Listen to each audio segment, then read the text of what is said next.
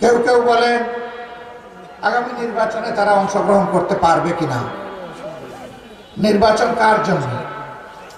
নির্বাচন তাদের জন্য যারা মানুষকে সম্মান করে। নির্বাচন তাদের জন্য যারা দেশবাসীকে ভালোবাসে।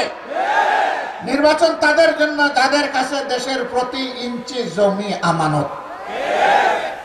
এ বিশ্বাস আস্থা যাদের নয়, নির্বাচন তাদের কপালে নয়।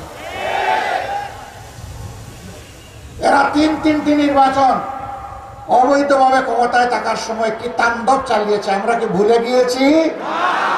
যারা নির্বাচনেই বিশ্বাস করে না তাদের আবার কিসের নির্বাচন?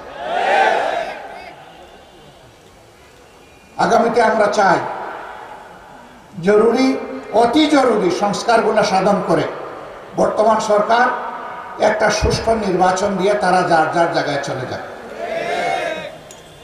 এই নির্বাচনে জনগণ যাকে ভালোবাসে, যার উপরে আস্থা রাখতে পারবে, যাদেরকে দেশের দায়িত্বটা দিলে তারা দেশের মানুষকে সম্মান করবেন, ভালোবাসবেন। দেশের মানুষের আমানত শ্বশুর বাড়ির নিয়ামত মনে করবেন না। প্রতিটি আমানতের পাই পাই হিসাব রাখবেন। চুরি করে দেশের সম্পদ বিদেশে পাচার করবেন না, যেমনটি গত 15.5 বছরে করা হয়েছে। বিভিন্ন সংস্থার হিসাব অনুযায়ী বিদেশে পাচারকৃত অর্থের পরিমাণ হচ্ছে 26 লক্ষ কোটি টাকা, বাংলাদেশের বার্ষিক বাজেটের 5 গুণ।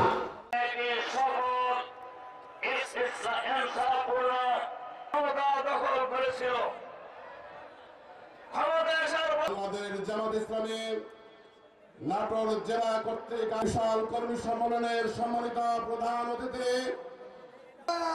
জনগণের পাশে দাঁড়াতে হবে, জনগণকে কথা শেষ করছি। আসসালামু আলাইকুম ওয়া রাহমাতুল্লাহ। আসসালামু আলাইকুম ওয়া রাহমাতুল্লাহ।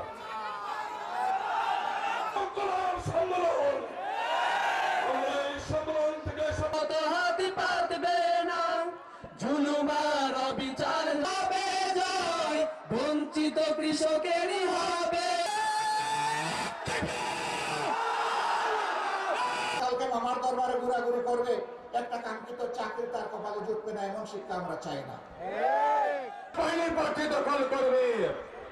আমরা দেশের হাজার হাজার বাংলাদেশের ছাত্র মুসলমানেরা মুসলমান হিসেবে বসবাস করতে পারবে।